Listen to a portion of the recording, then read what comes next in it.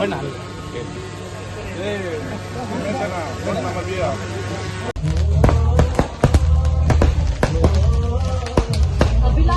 ಅವರ ಪಾತ್ರ ದಯವಿಟ್ಟು ತಂದೆ ತಾಯಿ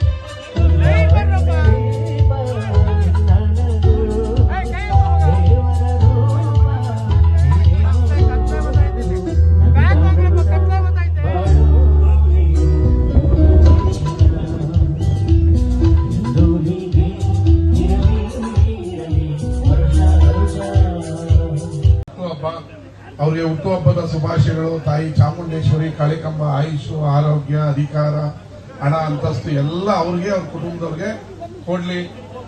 ಪಾಪ ಮೃದು ಮನಸ್ಸು, ಯಾವಾಗ್ಲೂ ನಕ್ಕ ಕೋಪನೆ ಮಾಡ್ಕೊಳ್ದಿರೋ ಅಂತ ಒಂದು ಒಳ್ಳೆ ವ್ಯಕ್ತಿತ್ವ, ಸ್ನೇಹಜೀವಿ, 100 ವರ್ಷ ಚೆನ್ನಾಗಿರ್ಲಿ.